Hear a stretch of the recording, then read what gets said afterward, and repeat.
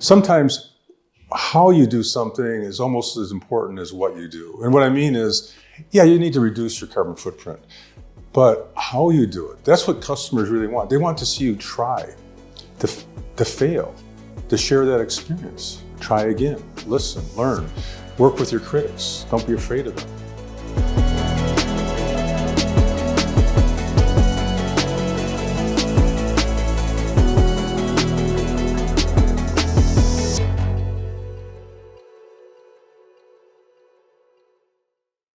The evolution of corporate sustainability and what it means for you. This is the topic in this episode of Future Feed Talks. I am Zana van Dijk, an editor at Merced International Media, and this series is in cooperation with DSM Firmenich Animal Nutrition and Health. Today, I will be talking to Bob Langert, former VP of Sustainability at McDonald's. He has been involved in social responsibilities for many years with reference to environmental affairs and welfare issues. So welcome, Bob. In your talk today, if you could briefly summarize the evolution of corporate sustainability, what would you highlight? Well, the first thing I'd like to highlight about this corporate sustainability kind of evolution is that it's truly amazing. I mean, when I started in this field in the late 80s, when McDonald's was attacked on waste and packaging in about 1988, there's absolutely no concept of any corporate responsibility. There's no frameworks, no goals, no staffs, no people working on it. There's no language. So to think that just 35 years ago, it was nothing. And then today it's like, it's virtually mainstream. You know, you got staffs at McDonald's, there's 34 people working on sustainability. I was a staff of 1 or 2 people for a long time. People are setting goals. There's universities that have sustainability schools, and companies are creating these big, big targets to make the world a better place and their business better. So in a snapshot, I really think it's probably the biggest change that business has seen in anything in the last 35 years. Right, so it's gone from 0 to 100 quite fast. Yeah, and the thing is, it's accelerating.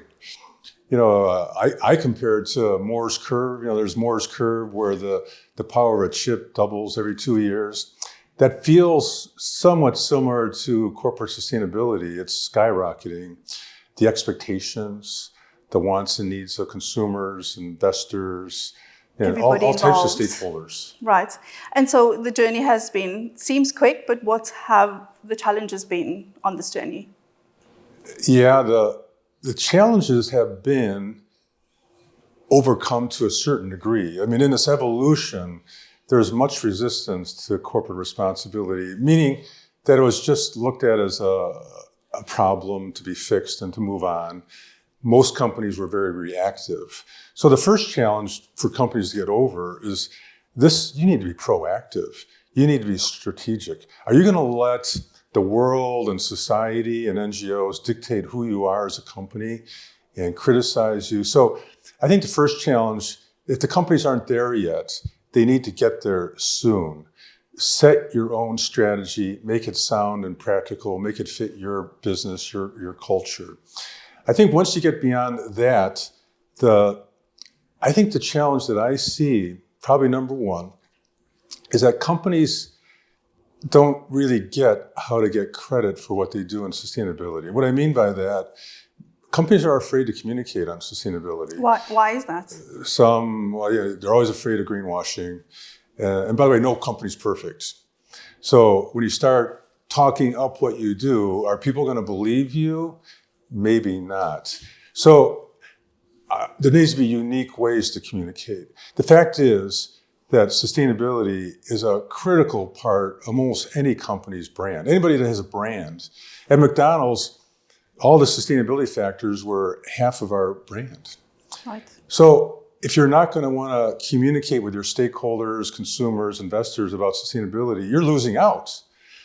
However, there's a new term being out there, not only greenwashing, but more companies are green hushing. All right, so it's the language you use and the way you go about communicating. It's the opposite. They don't want to talk about it, even though they're doing it. So I think that's a big challenge because for this to be sustainable, you need to get the consumer involved, more stakeholders involved. And the more that you can feed and share your story in a credible way. And it can't be done the way that communication is normally done. I really would encourage, to me, the industry deserves a F on how they communicate on sustainability.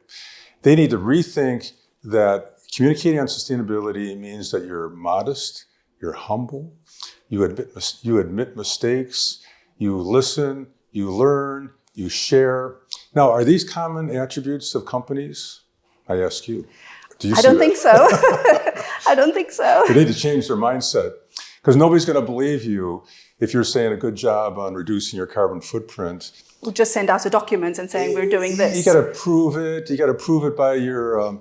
Sometimes how you do something is almost as important as what you do. And what I mean is, yeah, you need to reduce your carbon footprint, but how you do it—that's what customers really want. They want to see you try, to fail, to share that experience. Try again. Listen, learn, work with your critics. Don't be afraid of them.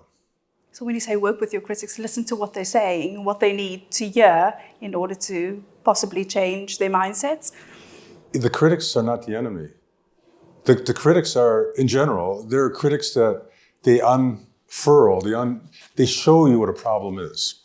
And the critics are passionate, just like I'm passionate about corporate sustainability. They're passionate about animal welfare or reducing carbon footprint, et cetera.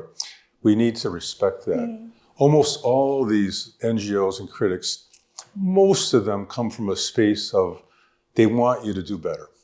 There are some maybe that aren't that way, but they're loud and they're noisy and they don't come up with solutions, but that's just a small, minute population. Right. Work with the critics. Get better. I mean, how can you get better at anything unless you don't know what the actual problem is or what people are saying or believing.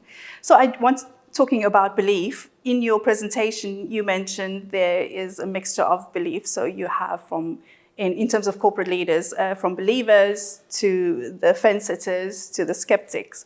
What would you say to them? Yeah, that's something even though this thing is skyrocketing and sustainability is coming more mainstream, the fact is that, in my consulting and my work with suppliers, my work at McDonald's, not everybody's on board. Not everybody is a true believer. I mean, you don't have to be, a true believer, maybe like me. But I think there's three categories. You got the believers. To me, I ask them to step up even more. Unleash your people. Encourage people to volunteer, mentor more. There's a big category of people that I call that are kind of in the middle. They're fence sitters. They're to sit on the fence, they're kind of waiting around. Should I get involved? Not quite sure. Yeah, should I raise my hand? Hey, raise your hand. Get on the teams. Get involved. Get engaged. I think people that are not engaged in this, they're going to miss out. They're going to miss out on their own career growth. And then you always got a percentage of people that are the skeptics. And actually, I thought about this. I think the skeptics in a company are good to a certain point. There needs to be a check and balance. A lot of companies, they do things, that are in a hurry. Some do things just for PR.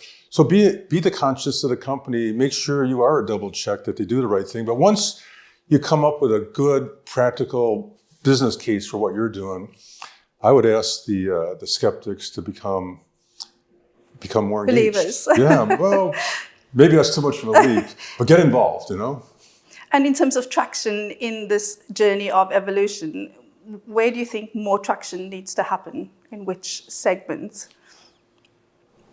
Well, I mean, the holy grail is more traction with consumers. Okay. I'm not sure where you were thinking that answer would be, but that's where I see the next evolution. We've seen the evolution in corporate responsibility, corporate staffing, chief sustainability officers, people being educated in schools on this. There's growth on that side. The investor community, everybody knows that the investor community now is valuing this, so much more. Unfortunately, the consumer, McDonald's researches the heck out of the consumer, and we learned that they really care. They really do care. Now, do they understand, what it is they want a company to do at the more minute level? No. Do they want to spend more money? And especially for, companies like McDonald's, we're a value business. You want to get a good value when you go to McDonald's. So, there is a rub. The customer wants it all. Yeah. Good food, healthy for them, good price, have it be sustainable. Yeah. So there is a challenge to reach it, but I think it's untouched territory. Right, so you would say that would be the trend as well. That would be a future trend in terms of going that way and going that If we route. think the trend today is that people are interested in sustainability for their food, something that they put in their body, something that's very personal for them. People want, they want good food for them.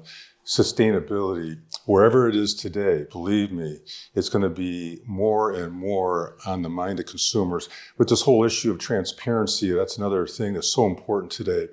If we think the world is transparent today, and we do, right? You can't hide anything. I mean, do we want to wait around for the latest, animal, covert video in a business? Or it's amazing how one person can unveil anything in the world now. We do have social media as well. Yeah, so recognize that and use transparency to your benefit. Don't be afraid of it, because right now companies are afraid of it.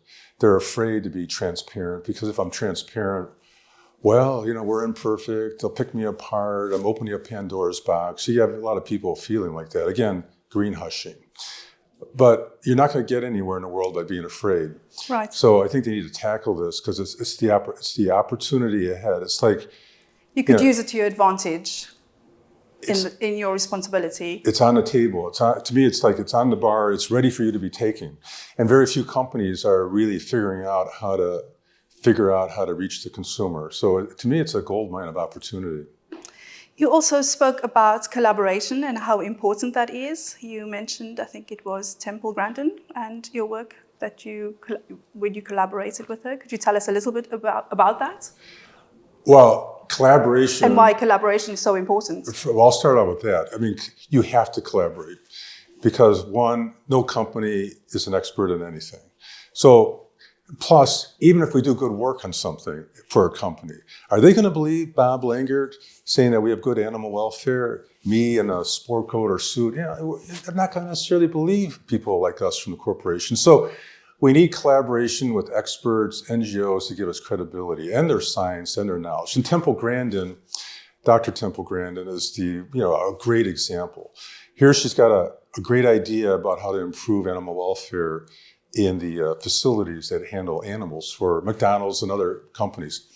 Here you have a company, McDonald's, that wants to create a program. We didn't know what to do. So we married up with Temple. I worked with her closely, and magic happened. All of a sudden, McDonald's wants to do something. We found an expert that our suppliers respected. Temple went in. She helped implement a whole animal welfare system that has dramatically improved the treatment of animals globally, not only for McDonald's, but everybody. It's scaled everywhere. So there's so much more of that can be done. And it's really important, since I think a lot of your audience for this conference, what we're here for today, is science-based. We want really good science to rule, but good science doesn't always win out. And what I mean by that is science is the physical science, and science is the social science. And I want to, as a consumer person that believes in reaching the consumer, we have to employ more social science to take good science that's credible and believable and translate it, which is not easy, in terms that I can understand. The consumer can understand. That a human can understand. Not easy. So for those leaders who are starting out on this journey, what would your advice be? Get started, jump into it, don't be afraid. A lot of people they're a little bit afraid of sustainability. Oh, it's too complex, it's technical, it's complicated. I would encourage them to find some experts to work with, to collaborate. And first thing to do, I would say, is set a strategy for your company or your department, wherever you're coming from. Get strategic. Because if you sit around and you wait for others to tell you what to do, you're going to do things that are not good for the environment or not good for animal welfare. So be proactive, see it as an opportunity, not as a risk, and set up a framework. Make it simple. Get a start. Don't worry, as I said before, don't be worried about creating the perfect scenario.